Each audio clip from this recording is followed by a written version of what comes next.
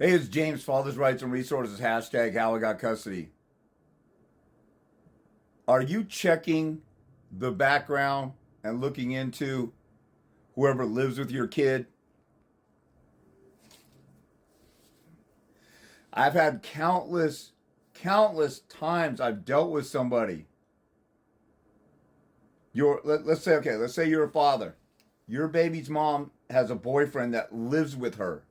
How come you don't know his full name and his driver's license number and his birthday and you haven't done a background check on him? This is the first thing I do if I meet somebody or I talk to a client and they know somebody's living with their kid outside of the biological parent. I'm looking into other people who live there. This is freaking common sense. If you have a babysitter, do you interview the babysitter or you just let any random stranger off the street come and babysit your kids? If you leave your kids at a school or daycare, do you ever check out the daycare or vet it or look into it? Of course you do. How come you're not looking into the person that's living with your kids? What if that person is a sex offender or a pedophile? On top of that, this stuff is common sense, you guys. Some of this stuff is a no-brainer. It doesn't take a rocket scientist to figure this stuff out. All it takes is somebody who actually cares about their kids. If somebody's living with my kids, I'm going to find out who they are and if they have a criminal background. Now, if you don't know the name of the person, what's the fastest way to do that? If you watch my videos and your baby's mom has a boyfriend that lives with your kid or kids, what's the fastest way to find out who that person is? If you ask them and they won't hand over the information, what's the fastest way to do that? Do you know? Think about it for a second. You do a deposition on the other person. The vast majority of you who even have an attorney refuse to make your attorney do a deposition, which will give you insight and information. It's what everybody uses who knows how to practice law. You know, a lot of attorneys who don't practice family law will tell you why. Just ask any attorney that you know. How come you don't practice family law? What do you think of family law? It's totally dysfunctional. It's stupid. It's out of control. They don't follow any procedure. They're a bunch of incompetent idiots. That's the type of stuff that they'll say. When I went back to school after I was done with my custody battle, in 2001. I went back to school. I never finished school, flunked out of school like after my sophomore year. And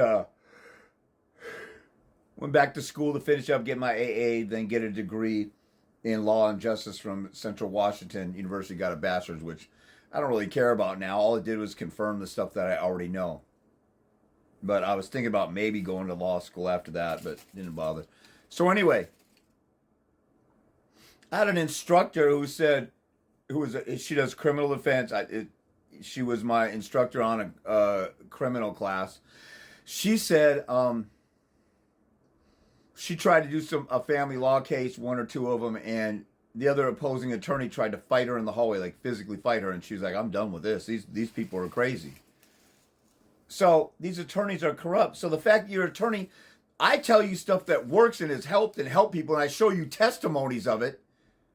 And then I tell you about it and how to light a fire under your attorney, and your attorney says no, and you keep hiring and sticking with that attorney that's selling you out. What the hell is wrong with you?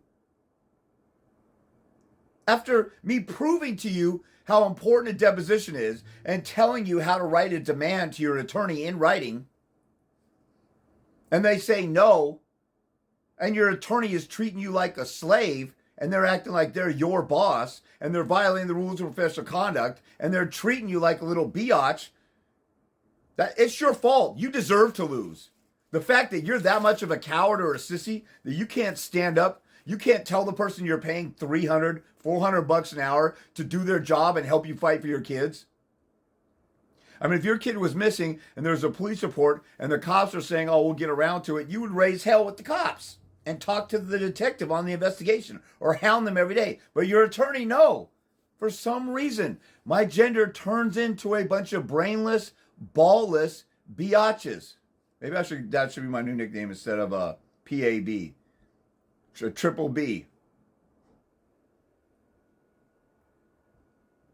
Or a BBL. Brainless, ballless, and lazy.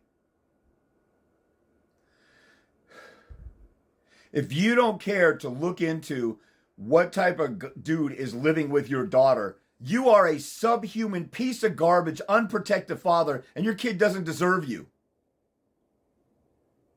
Go find out who that person is and if they have a background. And then after you, I talked with someone today who knew that the baby's mom's boyfriend was a criminal, but he didn't know anything about the case. Don't stop at the on the surface stuff.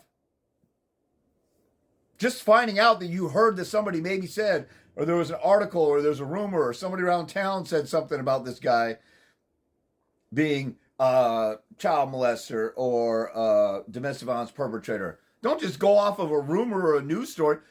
Once you find out, you should have the sense of urgency to go find the actual criminal record. So sometimes you might have to find out where that person lived before they moved in with your baby's mom, get his information, do a background check. But in some places like Washington, I'll have somebody come to my office and sit there, and the dad will say, I'm really concerned about my baby's mom's boyfriend. He seems like a weirdo. What's his name? Bradley Kinshaw. And then I go and look on Washington Court's website and type in his name, and then I'll see like 5 cases. One might be a parking ticket, one might be a speeding ticket, one might be an open container, one might be an assault. And then if I see a certain number, a case like 14-1 in Washington State, a type 1 case, 2014 case, -1, family court cases -3, the first 2 numbers here. If they have a -1, that's a felony. And then I'll go and plug that in into certain counties that allow you to see it. Boom! I have found out within the first 10 minutes of a consult that the baby's mom's boyfriend is a felon, a violent felon, or he's got domestic violence, or he has a sex offense. Under Washington law, if you live with somebody who has committed any form of violence, that's mandatory that they put restrictions on that parent, which is a mandatory basis to get custody. And you guys are sitting on your fat BBL butt doing nothing about this stuff. That's insane. Why do you think I raised my voice on this? You have a chance to rescue your child from a child abuser, and you're sitting around doing nothing about it. Grow some balls. Act like a man. And don't just get a tidbit of information. You should want to thoroughly figure this stuff out. If I'm trying to figure out what the daycare is like, I'm writing the daycare, I'm going to the daycare, I'm finding out their policy. They're not giving me records, I'm looking up my right for records. I didn't need somebody to motivate me and give me some insight when I found out my daughter was about to have unnecessary surgery. I found out by the daycare. I went to pick up my daughter at the daycare one time. They're really friendly to me. They're like, we're praying for your daughter and her surgery. I'm like, what surgery? And they're like, uh-oh, I thought you knew. So I go to my daughter's pediatrician and I wrote them a questionnaire. And I said, I called them up and I said, I heard about this surgery. Like, yeah, your daughter's scheduled to have a surgery, been going to a specialist at Children's Hospital. I had no idea. So I write a letter to the doctor and demand. I wrote like 5 or 6 questions and I left them blank so he could answer. Common freaking sense. Having actual balls. Actually caring about my kid and acting like it. Most of you sitting around on your ass waiting for the custody fairy to come and deliver you a magical prize of getting custody of your kid. And then you watch my videos for months and months and months, and I'm telling you to take some action. You're still not taking action. You don't deserve your kids. But you know what? You can actually change and turn it around and decide, I'm going to talk to James. I'm going to figure this out. I'm going to rescue my kid. I'm totally lost. Let me talk to James. Or I think I have an idea. Let me do what James says and give it a try. And miraculously, a lot of people get some results immediately. And then if they don't have a law like Washington, every law has a strong policy of protecting kids from violence. If somebody lives with a violent person, I'll tell the court, what's the best interest of the child? A violent home or non-violent home like mine? Simple.